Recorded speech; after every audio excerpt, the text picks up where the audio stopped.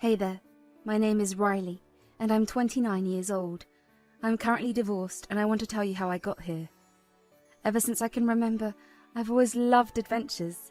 I enjoy exploring new places, finding unknown things, and discovering the beauty of the world. It's a big part of who I am. When Keith and I first met, we felt a strong connection. But right from the start, I knew that my love for adventure would be important in our relationship. I told Keith that the best experiences in life happen when we step out of our comfort zones. He liked my lively spirit, but he struggled with my love for exploring new things. We often disagreed because he didn't understand why I enjoyed trying new stuff. Keith was afraid of the unknown and liked having a stable life, while I loved traveling and going on adventures. This difference in our preferences made things challenging for us. Every time we talk about my love for adventure, we can never come to compromise or an understanding. I need you to understand that it's a big part of who I am. I mean, we only have one life. It's meant to be lived fully, and that means trying new things. I know, but it's not that easy for me. I like stability, and I get so worried about the risks. What if something goes wrong? What if we lose everything? But life is all about taking careful risks and growing from them. I don't want you to give up on stability. I just want you to support me and trust that I can handle challenges. It's not just about trust. I want a secure and predictable life. I thought we were building that together, and your constant need for adventure feels like it's going against that. I love you. And of course, I want to build a beautiful life with you, but that doesn't mean that I should give up on things that interest me, right? Please, can we just find a middle ground where we can have stability and new experiences together? Fine. I want to find that middle ground too, but it's scary for me. Can we take small steps towards adventure instead of big ones? Of course, darling. Let's start by talking about small adventures we can do together. A small adventure like... we can go camping or rent a farmhouse in the countryside. That actually sounds lovely. Even though Keith and I were different, I never stopped loving him. Our special moments together meant a lot to me, and we were very close. I knew it was important to find a way to make both our needs work, so I tried hard to balance my love for adventure and his wish for stability. It was like a gentle dance, needing patience and understanding to meet each other halfway. I involved Keith in my adventures whenever I could, to show him how amazing it could be to step out of his comfort zone. With time, he began to see the beauty of trying new things and taking risks. Meet Gertie, my mother-in-law. Ever since I joined Keith's life, she didn't like me. I could feel her not approving, but I hoped love would make things better. Sadly, Gertie had different plans. She cleverly influenced Keith, making him doubt me with hurtful words. Our strong bond started to break because of her. Gertie made Keith think my love for adventure was bad, not something wonderful about me. It's tough to talk about, but I'll try to explain how Gertie changed Keith's feelings about me. It happened slowly, and it made our strong bond weaker and made us feel uneasy. Gertie felt like I threatened her control over Keith. She didn't like my independent and adventurous side because it was different from what their family was used to. In the beginning, Gertie showed she didn't like me by making mean comments, acting dismissive, and being indirectly unkind. It felt like she wanted Keith to doubt our relationship and wonder if we should be together. Gertie used Keith's weaknesses to manipulate how he felt. Gertie used Keith's fear of my love for adventure to make him think it was causing problems in our marriage, but I didn't want my adventurous side to harm our relationship. It's a big part of who I am, and it makes me feel alive. I believe that trying new things would help us grow and become closer as a couple. Gertie tricked Keith by pretending to be a concerned mother, but she made sure that he only focused on all the bad parts of the arguments and completely ignored any logic. I can see that Riley's love for adventure is causing tension between you two. I'm worried about your future together. Have you thought about the consequences of her constant desire for new things? Well, I love Riley, but her need for constant adventure overwhelms me.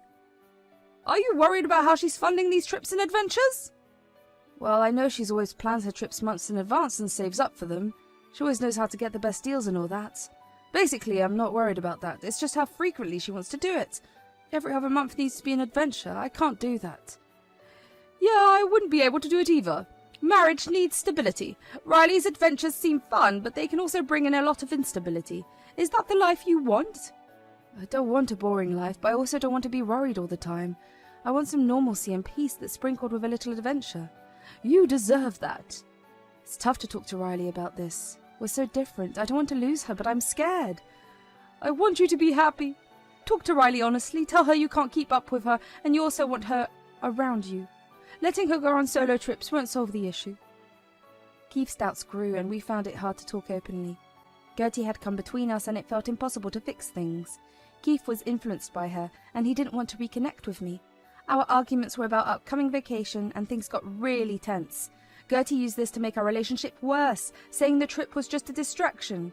Keith thought my love for adventure was betraying our commitment to stability, and Gertie blames me for everything. Keith turned against me because of Gertie's manipulative actions and how she used his weaknesses against him. It was really sad to see the person I loved being influenced by her toxic behavior. The trip we had planned was supposed to make us closer, but it ended up changing our relationship in a bad way. Gertie and Keith came up with a sneaky plan to ruin our trip. They hid my passport, so we couldn't go. It hurt a lot because I trusted them, but they betrayed me. Gertie didn't like my adventurous nature because it challenged their family's routines and stability. Gertie and Keith planned their scheme pretty well. They knew how important this trip was to me, so Gertie had to choose the right moment to act. When Keith and I were busy taking care of the last few preparations for the journey, that was just shopping for some utilities that we wanted to carry with us, she sneaked into our bedroom. Gertie searched for my passport and took it without me knowing. Keith acted like he didn't know about it, but he was part of her plan. It hurt even more because my own husband and mother-in-law planned to hurt me. A few days before our trip, I felt like something was wrong. I couldn't find my passport, which I needed for the journey. I searched everywhere, hoping it was just lost, but after a few hours passed, I knew someone had done something on purpose. I felt scared and confused, betrayed by the people I loved. I felt desperate, so I decided to talk to Gertie. I had a feeling she was involved, so I asked her help in finding my passport. Gertie, I've been searching high and low for my passport, and I can't seem to find it anywhere. Do you think there's any chance it got mixed up with your things? Oh, I highly doubt that. I haven't seen your passport anywhere near my things. Are you sure you didn't misplace it? I have a gut feeling that something's not right. It's kind of funny how my passport suddenly vanished. If I'm being completely honest, then I have to say that I think you have something to do with it. You're being ridiculous. Why would I do something like that? I have no reason to hide or take your passport. This is just a misunderstanding. You seem nervous. No, I don't. Yes, you do. You're stumbling over your words. You're also giving me very stupid excuses and you're trying to divert the conversation. It's obvious that you're hiding something. I trusted you as family, but it seems like I shouldn't have. You're being unfair. I've always had Keith's best interests at heart. I only want what's best for both of you. Why would I take away your passport? Why wouldn't I think that you stole my passport? You've turned Keith against me. I know you've been telling him that my constant need to travel and have an adventure is going to lead to our marriage falling apart. Now my passport conveniently goes missing. It's time to stop pretending and admit that you took my passport. How dare you accuse me of such things? I've done nothing wrong. I don't care if you don't believe me. Even though I don't like how you travel a lot, I would never purposely ruin my son's trip by taking away your passport. Look, you can keep trying to tell me that you didn't do it, but I know you, and I know how far you'll go to get the things that you want. I will find my passport, and if I find out that you hid it, I will make you regret it. I knew in my heart that Gertie had something to do with my passport's sudden disappearance. I just needed to figure out how she would have done it. Then a sudden thought struck me. I remembered how insistent Keith was to go run our errands a couple of days ago.